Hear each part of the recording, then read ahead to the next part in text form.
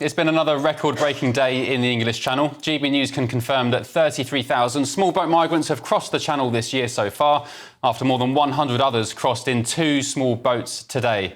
98 migrants were found packed into one small dinghy last weekend, the biggest number ever to attempt to cross the Channel in a single boat. And it comes just a day after the Prime Minister celebrated the arrest of a major supplier of small boats, boasting that it proved his smash the gangs policy was working.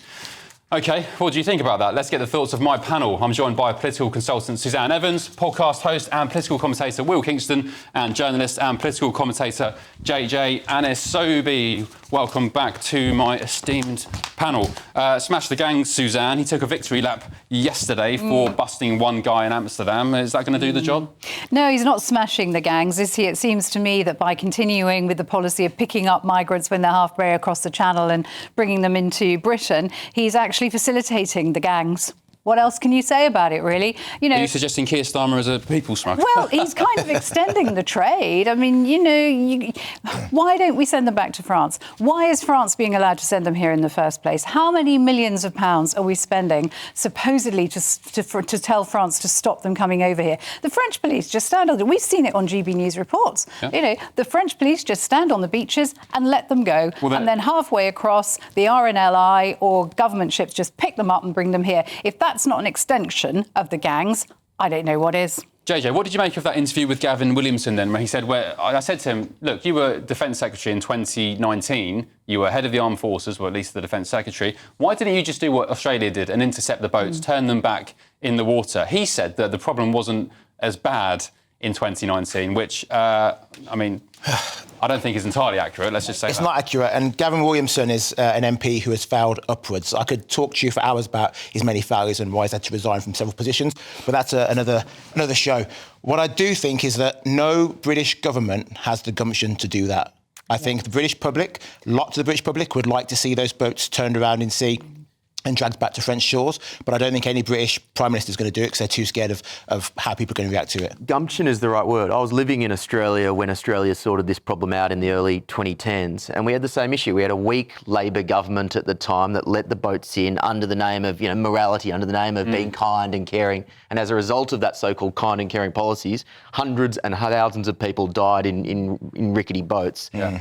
It just requires, it's not a difficult problem to solve if you have the political will to solve it. Was it Abbott? It was Tony Abbott. So he won election on stopping the boats, didn't he? That was literally the slogan, stop the boats, and it required offshore processing and literally turning the boats back. What was the mood like in Australia amongst the general public to that message, stopping the boats? What was the response? It was initially, this was the mastery of political messaging. Initially, they were made to sound uncaring and cruel, but then the Liberal Party were very smart in how they said, look, the cruel and uncaring thing is if you create an incentive for people to go on unsafe rickety boats and human smugglers to take you there, ultimately to your death in many instances. The kind and caring thing is to create a deterrent. And that's what the right in this country needs to understand. The right needs to say, we actually own the right moral side of this argument. An effective deterrent may look cruel in the short term, but it will lead to lives being saved in the long term. Yeah, and my understanding is, so that boat that came across the Channel with 98 people... Unbelievable. I mean, they were mostly men, as they always are,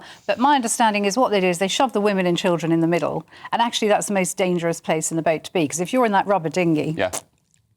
And then you're essentially crushed exactly. Amongst the... So Will's absolutely right. The moral thing to do is to stop the boats, because only then are we going to stop people dying in the Channel. I gather from people I've spoken to today who work in this enforcement that because of... I know Keir Starmer's only arrested one Turkish man who apparently is a big kingpin figure, but apparently the smuggling gangs are now getting so rude that their business is going to stop. They're trying to get as many people as quickly as possible across, so now they're going to start overfilling these boats just to try and maximise the profit they can make from this. That's an interesting point. Very interesting. Suzanne, who benefits from the small boats crisis? Well, I suppose the hotels that are being turned into migrant hotels, and they're making more money, I understand, from taking these migrants in than they would by operating as a normal hotel. There are the government outsourcers that are actually doing the contracts for these hotels. They must be making, well, they are making millions. We know they're making millions. I think there's the whole migrant industry that's built up around asylum seekers, the kind of left-wing, pro-immigration people. They're probably getting money as a consequence of so pushing it's this agenda as well. I suspect multi-billion- lots of people are benefiting from this. Multi-billion-pound trade. How about, Will, smash the gangs, but not the so-called people-smuggling gangs who are just going to be playing a game of whack-a-mole with the authorities? How about smash the gangs of NGOs and do-gooders who are facilitating this? My family are partially Greek. They live in Greece. During the peak years there of the migration crisis, the NGOs were picking these migrants up in the middle of the water. They do it in the Mediterranean as well, and doing what the RNLI do. RNLI? That's right, yeah. Sorry, it's been a long day. And pick them up in the water, as they do in the Med as well in Italy. Do we need to smash the gangs to the focus on these NGOs and these do-gooders? Do all of it, right? I think the policy should be consistent, whether or not it's an NGO bringing them across or whether or not it's a people smuggler. The rules should be in place for everyone. And as I said, there are very simple things you can do to stop this. Really simple things. Go on you then. can do. Offshore processing and turn back the boats. But where? So people would argue, they'd say where? We've got no offshore processing sites. I think... Sorry, I've said this myself as well about the offshore processing in France and Libya and Tunisia. But France wouldn't allow it. That's what they'd say. I don't think so. I think as long as we are paying them millions of pounds, they should allow us to have a small processing centre. Of course they will. If we say we're not going to pay you any more money, they will start doing what we tell them. It's exactly as Will said. If we have the political will, this could happen. Stick a great big cruise liner in the middle of the channel. Process them there. Yeah. You know, there's all sorts of things you could do. Well, okay. It's just that the government will not act. The French don't want this trade either, right? Because they're going through French territory. If you create a disincentive to get to the UK, less people will be wanting to go through France as well. I refuse to believe that this is not something that the French and UK governments can't actually sort out with the will to do so. JJ, do you think this problem has got worse under Labour? Oh, people are going to say yes. Yeah. Labour have been in power for 4 months. The majority of these record numbers we've had this year, the majority of which came under the last government. This is not a Labour problem. The backlog we have is because of the last government. The last government refused to process people, so now we have a huge backlog and we have to keep these hotels open because we're going to put these people. So I don't think it's gotten worse under Labour. I think Labour have now actually tried to find a solution to it, but it's not going to happen overnight. But why do we have to pay £8 million a day to put them in hotels? Why can't we have big detention centres? Well, that's still going to cost money, isn't it? Well, it's going to be damn sight cheaper than hotels. You've got to build them. Where are you going to build them? They get free dental care, they get access to NHS health. They're going to need they get food, they get internet, they get Wi-Fi. Of course. They get bus passes, What do you want? Aspen cards with money loaded onto it. What would you rather, that they would just let these people starve? They're not allowed to work. I think anyone who's here seeking asylum should be given a processed and given a card so they can work, and they can contribute to the society. sorry, that's, you know, you've got to have British jobs for British people first, I'm afraid. We have And jobs when for you're British talking people, about but British people don't want to do those 30,000 jobs. in small boats alone, not to mention other routes of asylum, that's 33,000 people who are potentially taking JJ, jobs. They should be in detention. Why don't British people want to go and do the jobs of picking fruits? Well, hang on, let me ask you then, JJ. That's a complete Sorry, myth. this is a separate issue to legal immigration. Illegal immigration is not a way that you plug gaps in your workforce. JJ, let me ask you, which jobs would you give to illegal migrants, asylum seekers who are waiting for their applications to be... Whatever job they were able to do. Or going and work in a nursery? Well, if these people, if they can speak English and they've been properly vetted and checked, then yes, I think they should. But how, JJ, they throw their passports into the channel. Well, then they can. I'm saying you vet them when you don't know who they are. Well, then you can't vet them. So in that case, those people can't be. But there are asylum seekers coming here who aren't throwing their passports away. There are asylum seekers coming here who we can trace and we can vet. And if they fill the qualifications, I think they should be able to do the jobs. But if you're doing this, you're giving people an incentive to keep coming. They are going to be, if they're going to be here, stuck here anyway for 4 years whilst they get processed, they may as well contribute to our economy. That's what I think. And once they are processed, if it's it's a no, then they are sent back. That is it. But at the moment, we are letting them stay in the hotels. And as people are complaining, they're being given dental, they're being given NHS healthcir, they're being given free meals. So. Because we would say to them, whilst you're being processed, you must work in order to get your £50 a week, whatever it is. Work. Yeah, right, absolutely, and I think that is a fair trade-off. The British people cannot complain if we're saying to the asylum seekers, whilst you're waiting, you will contribute to our society. British people will complain when their kids can't get jobs because it's been taken by a migrant, possibly on less than a minimum wage. If you're saying they've got to earn 50 quid or whatever, I don't know how much they're paid, but you just can't have that, I'm afraid. I have every sympathy for genuine asylum seekers. I really do. And what angers me most about this whole thing is that I just know in my bones that genuine asylum seekers are being turned away and they're not allowed to come here because we can't cope because of the massive illegal ones that are here. That's- You know, migrant columns are usually genuine refugees are normally women and children. That's not what we're seeing now. And 90% of And that incentive- 90% of asylum-seeking refugees normally stay within the country that is nearest to theirs. Most of them Exactly don't travel this far. Yeah. These are not asylum seekers. Will, 99% of them last are word to you. arrested criminals. If they're going through France, by definition, they're not asylum seekers, they're economic migrants. We need to actually find people with the political will to solve this problem or it's going to get worse. Okie dokie, great debate. Thank you, panel. Now, the senior Tory MP, Sir Gavin Williamson, has hit out at the Home Secretary, Yvette Cooper, after he was informed yesterday that a migrant hotel will be reopening in his constituency. That's despite Williamson successfully campaigning to have it shut down.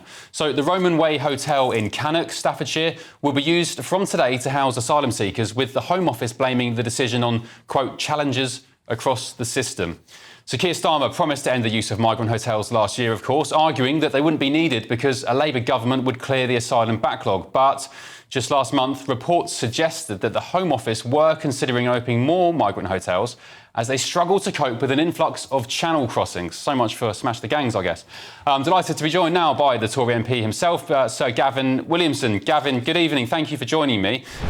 First of all, do you feel a bit betrayed, I guess, by the Labour government? They said they weren't going to reopen this hotel, and yet you're now dealing with this mess in your constituency. Yeah, they were very clear they weren't going to be opening hotels. I think a lot of people voted for them, taking them at face value, and it's just not been the case. And I think what we're seeing, we've got a problem in my constituency, but I think this has been replicated in towns up and down the land. But the true scale of it hasn't yet come out, because we've seen the numbers. I mean, since the issue of the idea of having a deterrent there to deter people to come into this country has been scrapped, oddly enough, we've got loads more people crossing the channel, coming into this country. It's a bigger problem than it was before. And I think the true scale of the number of hotels that have secretly been opened hasn't yet been exposed. Yep, indeed. I visited one today. Hopefully we can show you the footage of that on Monday's show, but I visited one today that had been opened in the last few days. The locals weren't consulted, they weren't even told about it, and they're very, very cross. Gavin, just practically, can you just explain for viewers who may not appreciate why this is a problem? Why are migrant hotels a problem for communities? What exactly are locals upset about? Well, they're concerned about it, the fact that it's a hotel that's not being used for tourism, for business, an important economic earner for the local area. That's been taken out of the local community. Also, this isn't actually just bad for the communities, it's also bad for the migrants that have been placed in these hotels with no support. So it's often left to the local councils, local voluntary groups, actually to clothe them, support these migrants. And actually, it's bad for the migrants, and it's bad for the it's bad for the local communities. And as I say, these are important economic earners for the sort of towns and communities that they're near. And there's no economic benefit when it's full of migrants. OK, well, look, Gavin, some would say we shouldn't need the hotels in the first place because they shouldn't be here and the boats should have been stopped. You indeed were the Defence Secretary in 2019. Why didn't you, for example, just deploy the Navy to stop migrant crossings in their tracks? Well, in 2019, the issue of sort of the large-scale crossings of channel just wasn't there. But what you do need to have is you need to have a system. If they land in this country, they're processed quickly and they're returned either to a third country, such as Rwanda, or they're returned back home. And, you know, Labour had promised everyone that they weren't going to be opening these hotels. No, but hang on, we're talking about the time you're in government, Gavin. Why can we take a book from Australia's book and just turn them back? You were head of the Navy. You could have done that, no? Well, when I was sort of Defence Secretary, we didn't have that same issue in terms of channel crossings. They had nowhere near that sort of level or scale. But what you do need to do is you need to be able to have a process where they're sort of returned very swiftly and very quickly. And that's what you've seen in so many other countries. You've seen the Rwanda scheme was very much based on a similar scheme as to what occurred in Australia in terms of people being moved to a third country. And actually, when they realise that deterrence is there, they don't run the risk. Let's face it, we're already starting to see it happen with people not actually staying in Britain, but going to Ireland. And you would see the number of people looking to make that dangerous crossing reduced dramatically. So you had a real solution to a real problem. Yeah, but flights, of course, hadn't got off the ground just at the point that the Rishi Sunak had called the election. Why he did call the election in the wake of all your great economic figures at the start of the year, I still don't know. But look, talking about legal migration, Gavin, the numbers hit 685,000 net last year. That was more than 3 times higher than at the time of the last election, when the Tories promised in their manifesto in 2019 to cut those numbers. Many of our viewers blame you and your party for the rapid societal disintegration linked to migration under your government. Would you like to apologise on behalf of the Conservatives for their migration record? So, Ben, I've always been very clear of the view that we need to be getting migration into this country down to tens of thousands. That was something that I was first elected on. You have, but it's actually the right policy and it's the right approach. So why didn't you do it then, Gavin? With respect, viewers will be watching this now and saying, look, you were in power for 14 years. Why didn't you do it? Yeah, and that was a policy decision that was made by Boris Johnson. But what you need to be doing is that you saw the changes that Rishi Sunak was making at the tail end of that government that was actually going to have a real downward pressure in terms of the migration that was coming into this country through legal routes. And we do need to be getting it down to tens of thousands. So would you like to apologise? Because Priti Patel on this channel a few months ago with Chopper, Christopher Hope, she didn't think there was a problem with it. So would you? I believe you don't believe there was no problem with that. Well, I personally, as I touched upon, I think we should have had the target down at tens of thousands. I think that's the approach that we should have had all the way through, not just from the 2010s, but all the way through to 2024. That's my personal view. I think a lot of your viewers would probably agree with that approach. But you don't always totally agree with everything that your party necessarily says and does. That's kind of a democratic process, though. Got it. OK, very briefly, because we're short of time, you were, of course, Education Secretary as well. What do you make of coppers visiting classrooms to give telling offs to 9-year-old kids? I actually think we want to see police officers in school talking to children about the role that they have in the community, about how the police are there to protect us. And I think we should never forget that the key role is there for parents to enforce good behaviour, good discipline as well.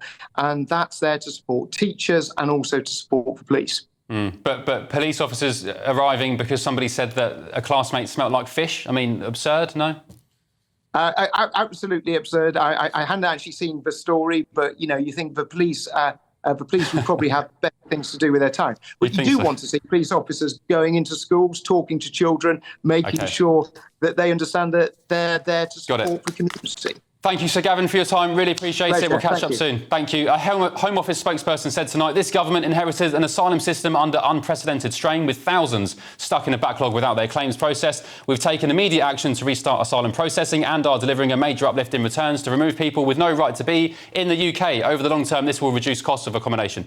We remain absolutely committed to ending the use of hotels for asylum seekers and continue to identify a range of accommodation options to minimise their use.